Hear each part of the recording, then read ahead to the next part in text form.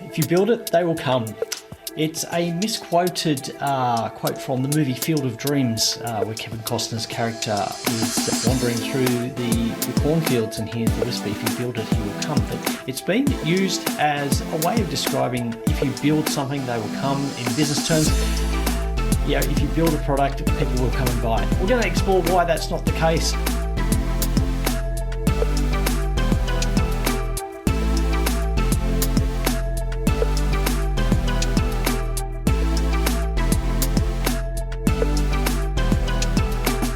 So thank you for joining me again today. It's Paul Sweeney from the Business Behind Your Business podcast. And we're going to be looking at this whole idea of why just because you have a product or a great idea for a business, it's not going to be successful. So we're going to have a delve into that. And these are things that we expect you to think about before you start a business. Now, maybe it's a case that you've already started a business and you're experiencing some problems getting it off the ground, getting some momentum, but it's not too late. Have a step back and think about through the issues that we're going to raise today. And we're looking at what you should be looking at before you start a business. And there's some questions you have to answer, because just because you have a passion or you're skilled in a particular field or your particular interest, that alone is not going to be a great reason to start a business. Just because you are interested in something or like it, that doesn't prove that there is actually going to be a market for your product or service that's going to justify you going into business and being profitable. So what are some of the things that we should be doing? Now, there's a lot of advice out there for people starting businesses, and there's a lot of books being written on it. And, I read widely, and some of these books have some great information. Some of them are very much focused on a particular angle of how you can succeed with a particular startup. Now, Eric Ries in The Lean Startup, which is quite a good book, is talking about how the journey from idea through to success has changed. And we're looking at, why are we seeing startup businesses failing? Why are we seeing new businesses failing? Because it does happen everywhere. The statistics is that, 80% of businesses won't be around after 3 years or 5 years. It depends on the statistic and how much you want to change it to suit your circumstances. But what we see is that startup and new businesses fail. Now, why is that? And I think Eric Ries actually comes up with a very good explanation for that. Why is there a problem? Now, the key problem is that startups, or and I'm going to say new businesses, he says startups do not yet know who their customer is or what their product should be.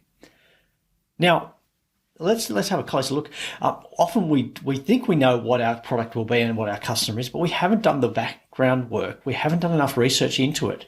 We haven't gone into enough detail and looked at enough different sources of information and tested our idea against those different sources. There's a lot more to unpack, and there's a lot of other reasons why businesses fail. But we're going to focus on this one thing about not having your customer or your product known before you start, and not having a good understanding of them. So, it comes down to this question of, will people buy your product or service? A couple of years ago, I was working in a voluntary capacity advising or being basically a sounding board for people in the startup space.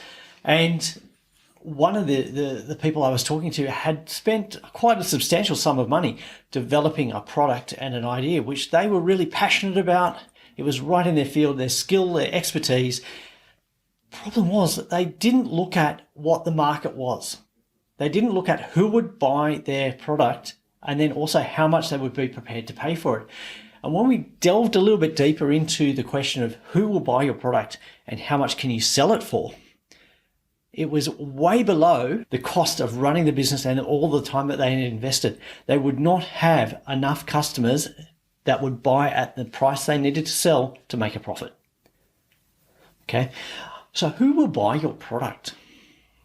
Who will buy your product and how much will they pay for it? Does it solve a real problem? And look, we can narrow this or simplify this. Does it solve a problem? If you're opening a cafe, does it solve a problem? People are going to be hungry and you're close by. Well, yes.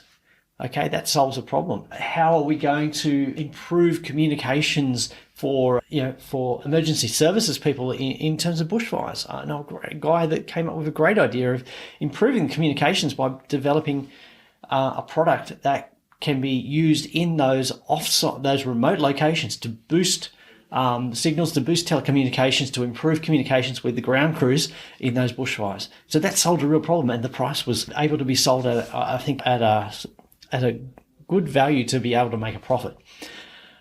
So different extremes. So sometimes we ignore that what we think is a good idea is not necessarily what our customers or potential customers are going to agree on. Your customers also need to be convinced that there's value from buying your product at the price you want to sell. What value for them? How does it solve their question of value? So let's go back to this step. Does having a passion or skill equal success? I'm going to say no. Okay, just having a passion or skill doesn't equal success.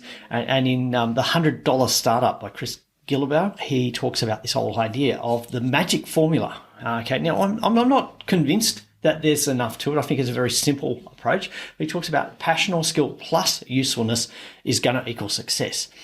Now, I think there's more to it, and I think I have to agree with Grant Cardone, who many of you will know that I'm a bit of a fan of his, but in his book, Sell or Be Sold, he's talking about this whole idea of convincing your customer of the value before they'll buy from you. You've got to convince the customer.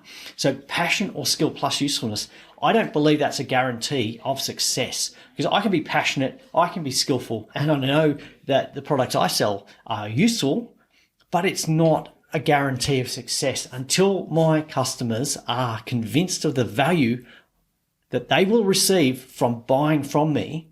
I'm not going to make that sale. So I think just looking at, I've got a skill, I've got a passion, and it's a useful product, that is not going to be a guarantee for success. And I think that's where a lot of small businesses get tripped up and get lulled into this false idea that they're going to be successful because they are passionate and because they've got a product that is useful. Okay, there's a lot more to it. I think you've got to convince people that there is a value to them before they'll buy from you. So I'm a big tick in agreement to Grant Cardone there. So how do we identify that you're going to solve a problem or create a value for your customer? We need to know that the problem exists. Okay, I mentioned cafes and hunger. Well, might be a problem of hunger and they need something close by, and you can solve that problem by selling food to them. But you also need to have a look at other things, like how many competitors are in that market. My local shops, for some strange reason, had 3 pizza shops. Somebody decided that pizza must be the going food in our location. So they opened a 4th pizza shop in the same location. Needless to say, they did not last. They did not survive because there was not a need for a 4th pizza shop in our location. In fact, whether 3 were actually justified, I don't know that there are still 3 there. I think it's come back to 2. But is there a need for that solution? Are people going to buy from it? Does it solve the problem that they actually have? And will they buy it from you? Will they pay the price that you need to make a profit? You might have a price that you need to sell it at to make a profit, but the customer is not convinced of the value of buying it from you. They're not convinced that they're going to receive enough value to warrant paying the price to you. So you need to do some more research. And this is where a lot of people starting businesses don't do enough research. Okay, well, some very simple questions. Does this save your customer time? That might be one reason that a customer will buy from you. Does it solve another problem? And often that's where software comes in as a solution to make a task possible. It solves a problem. Okay. Does it make their life easier? Well, it can save time in how long it takes to do a process. That might be a way of convincing customers to buy from you. Or does it add to their esteem, particular products? Is it positioned as value and that customers will want it because it adds to their esteem? Now, that's not something that I'm a participant of, but I know that there are markets for that, and that might be the case. So how do you determine your market? Now, this is where a lot of people just don't go far enough. They look to their family and friends who will often say, yeah, it's a great idea. I think, you're really good at this. You'll be successful. But they don't, will they buy from you? No, I don't need to. I've already got this. You've already given it to me. So I'm not going to buy from you. So you need to go further and look at who your customers are. And there's a lot of places that you can get information about what's going on, who your customers are, What other competitors do you have? Your local council will often have, the economics department has a lot of statistics available that you can use, and information about what's going on in your local environment, in your local business area. You can also look at the Australian Bureau of Statistics, Google. I've put it down number 3. Most people think Google is number 1, but what are people looking for? What are people looking for? What are the questions they're asking? What are they searching for? What are they searching for on Amazon? What are they looking to buy? What problems do they have that you could potentially sell a solution? Are they looking for something as a once-off solution, or are they looking for something that's going to be a recurring issue? Are you able to sell to that customer once, or is there going to be an opportunity for recurring sales to that customer? So use the tools and the resources that are available to you to get a lot more information about, is there a need for your product? Do people want it? Are they prepared to pay for it? And what's the price that they're paying for it? What solutions does it solve? Okay, there's a lot of opportunity to get research and material to support the business case for your new venture. You've got a product, it solves a problem, people are prepared to pay for it, they're going to pay the price that you need, and it solves value, and you've got a broad market, not just a limited number of people. So finding out who your potential customers are. Then once you've established that, you can work out how you can reach them, how you're going to communicate with them, how you're going to interact. You're going to use e-commerce, you're going to have a physical store. What are they going to be paying? What are your costs going to be?